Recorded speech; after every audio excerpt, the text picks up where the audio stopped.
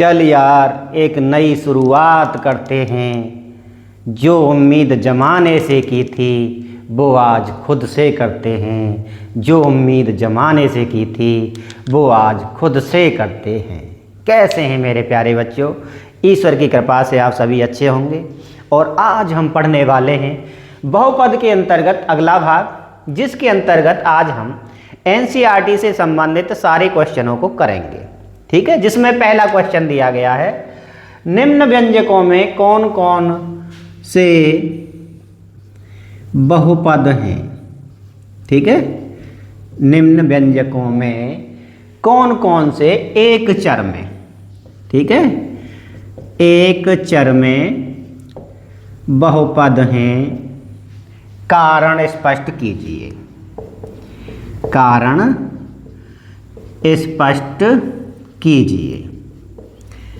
Exercise 2.1 का पहला question और पहले क्वेश्चन का पहला पार्ट, जिसमें दिया गया है 4x square minus 3x plus में 7 बीजीय व्यंजक दिए गए हैं। उसमें हमें देखना है कि कौन सा व्यंजक हमारा एक चर में बहुपद है। तो एक चर में बहुपद है, लिख दिया जाएगा। यह एक चर में बहुपद है। ठीक है, क्योंकि चर की घात, क्योंकि चर की घात किसमें है? पूर्ण संख्या में है। इससे पहले हमारे 2 भाग हो चुके हैं। अगर कुछ बच्चे जो पहली बार इस भाग पर आ रहे हैं तो मैं उनसे अनुरोध करूंगा कि पहले वो पहले वाले दोनों भागों को देखें, जिससे उनको परिभाषाएं, बहुपद के प्रकार और उससे संबंधित बहुत सारे क्वेश्चंस हमने कराए थे। ठीक है, उसको देख जरूर लें।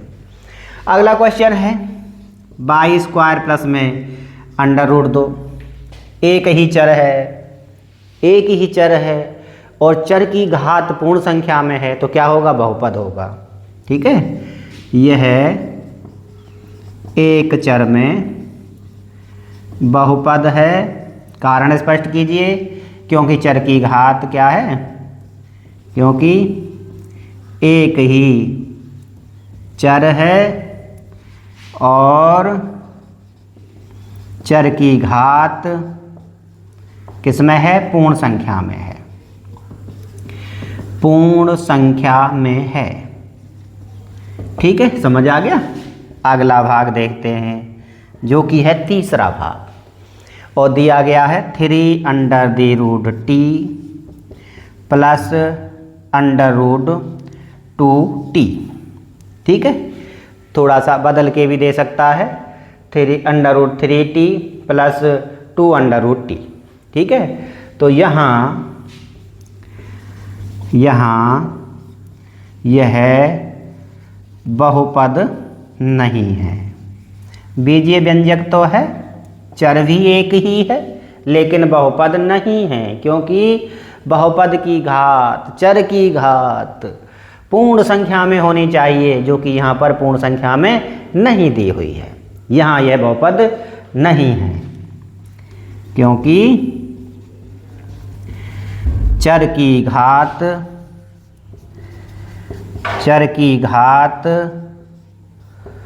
पूर्ण संख्या में नहीं है। अगला भाग और देखते हैं। ठीक है, चौथा भाग है, जो कि दिया गया है बाई प्लस 2/22। बाई प्लस 2/22 दिया गया है। तो यहाँ बाई की घात 1 है और यहाँ बाई की घात क्या है? -1 है। यहाँ पर जो घात आ रही थी ना, t से t की घात 1/2 कहा जाता है। ठीक है, तो यहाँ पर जो बाई की घात है वो क्या है? -1 है। तो ये भी आपका बहुपद नहीं है। यह बहुपद नहीं है, क्योंकि चर की घात पूर्ण संख्या में नहीं है। क्योंकि चर की घात पूर्ण संख्या नहीं है। ठीक है, हम एक ही जब भाषा लिख रहे हैं, अलग अलग नहीं लिख रहे हैं। ठीक है, यहाँ y की घात 1 है, लेकिन यहाँ y की घात क्या है, -1 आ जाता है। और जब -1 आ जाता है तो हमारी जो कंडीशन है बहुपद के लिए परिभाषा पहले वाले भाग में बताई थी हमने आपको कि वो हमारा बहुपद होगा बीजीय व्यंजक यदि चर की घात किसमें हो, पूर्ण संख्या में हो। घात 0 हो, 1 हो, 2 हो, 3 हो, 4 हो, 5 हो, कोई भी संख्या हो 0 से लेकर अनंत तक, है ना। लेकिन 0 के अलावा माइनस वाली संख्याएं आ जाती हैं तो भी वो हमारा बहुपद नहीं होता है। एक क्वेश्चन और, x की घात 10 y की घात 3 प्लस t की घात कितनी दी गई है, 50 दी गई है। ठीक है, ये बहुपद तो है, लेकिन वो कह रहा है कि एक चर में बहुपद पता कीजिए, तो एक चर में नहीं है ना, चूंकि यह बहुपद है, चूंकि यह बहुपद है और 3 चर दिए हैं। ठीक है, समझ में आ गया, चूंकि यह बहुपद है और 3 चर दिए हुए हैं। ठीक है, समझ में आ गया, इसलिए हम इसे एक चर में बहुपद नहीं कहेंगे। चलो एक लाइन और लिख देते हैं, इसलिए इसे हम एक चर में बहुपद नहीं कहेंगे। समझ में आ गया होगा, पहला क्वेश्चन हमारा कंप्लीट हो चुका है। अब हम प्रश्न नंबर 2 को करेंगे। पहली वाली एक्सरसाइज तो बस बहुत सिंपल है और उसको बड़ी आसानी से आप कर सकते हैं, कोई भी परेशानी आपको नहीं होती है। ठीक है, तो प्रश्न नंबर 2 लिखने वाले हैं। प्रश्न नंबर 2 है, निम्नलिखित में x² का गुणांक लिखो। निम्नलिखित में x² का गुणांक लिखिए। नंबर 1 क्या दिया गया है, 2 प्लस x² प्लस में क्या है, x है। x² का गुणांक बताना है, बहुत सरल है। तो यहाँ x² का गुणांक देखिए कितना है, एक ही तो है, सिर्फ एक है। जब कोई संख्या नहीं होती है, प्लस का निशान है तो एक होता है। तो लिखेंगे यहाँ x² का गुणांक बराबर क्या है, 1 है, प्लस 1 है। दूसरा वाला भाग देखिए क्या देता है क्वेश्चन में, 2 माइनस x² प्लस में x की घात 3। यहाँ x² का गुणांक बताइए, -1, माइनस आ गया है इसलिए क्या होगा, -1 होगा। तीसरा भाग देखिए, π/2 x² और प्लस में क्या है, x है।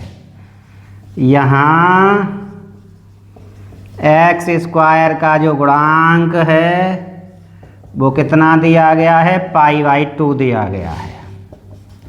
ठीक है, π/2 x² प्लस x कितना है, π/2 है।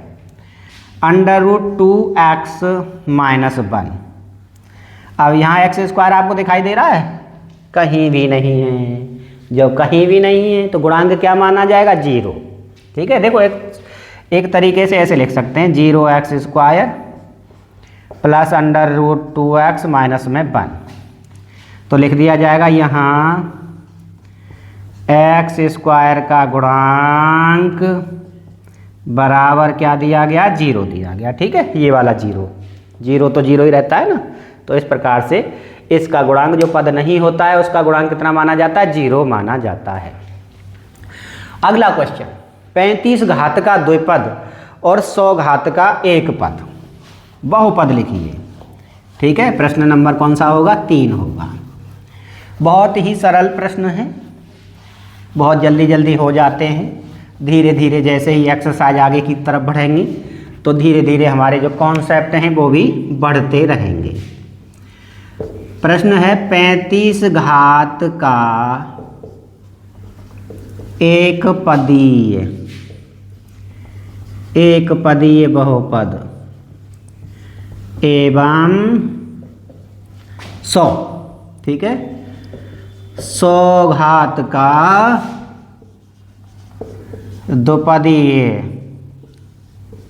द्विपदीय बहुपद ज्ञात करो। तो एक पदीय लिखते हैं, एक पदीय लिखो, 35 घात का एक पदीय बहुपद। तो देखो, एक कोई भी चल ले लो, उसकी घात क्या लेनी है? 35 लेनी है।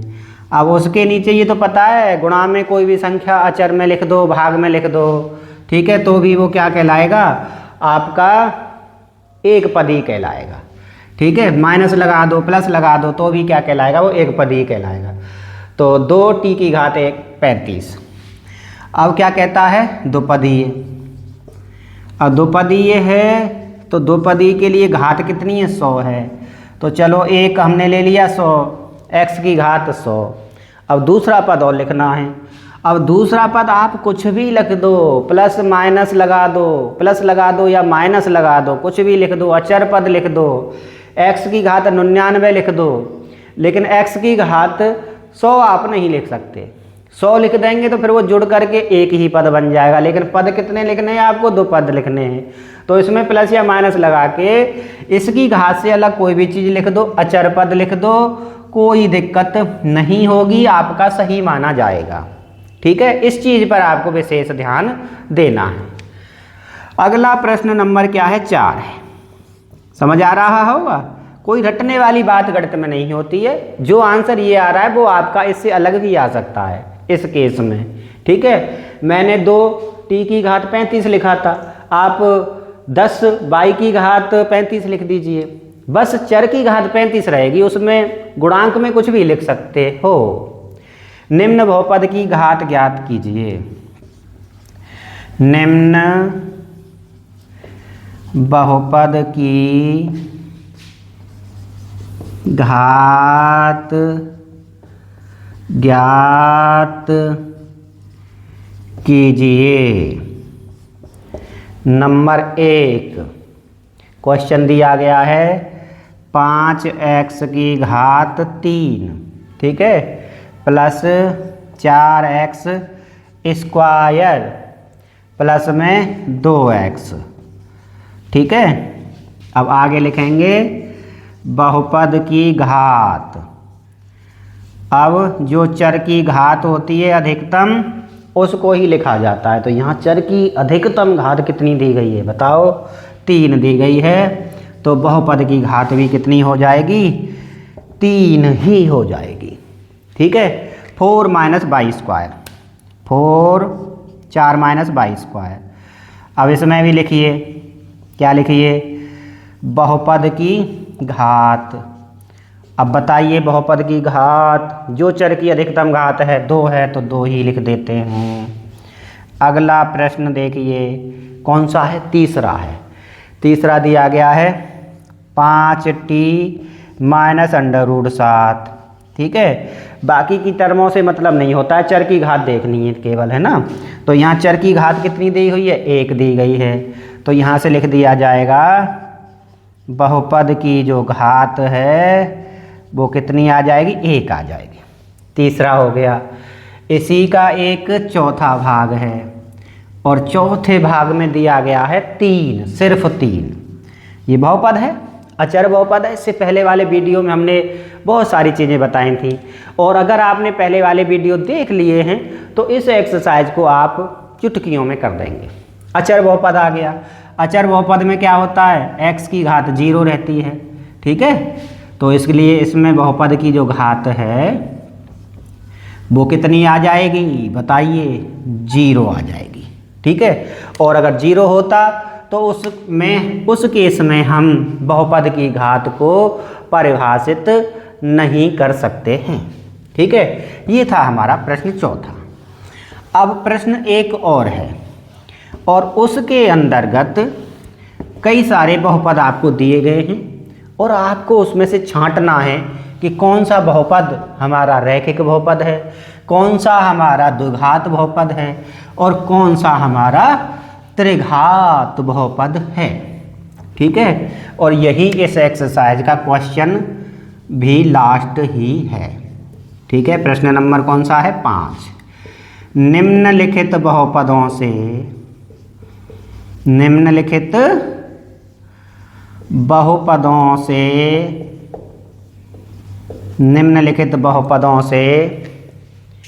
रैखिक बहुपद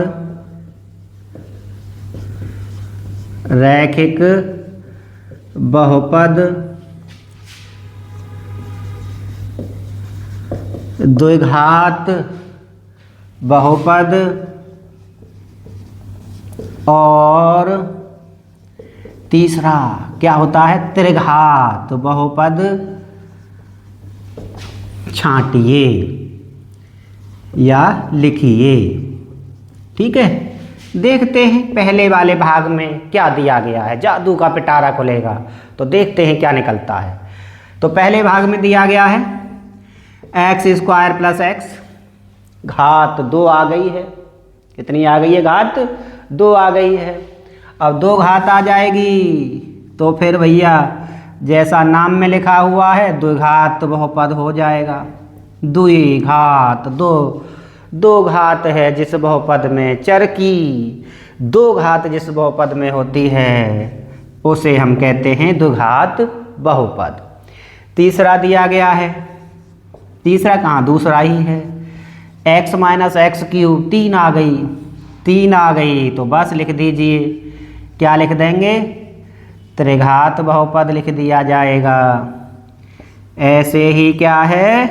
तीसरा भाग, और तीसरे भाग में दिया गया है y + y² और प्लस में क्या दिया गया है? 4 दिया गया है।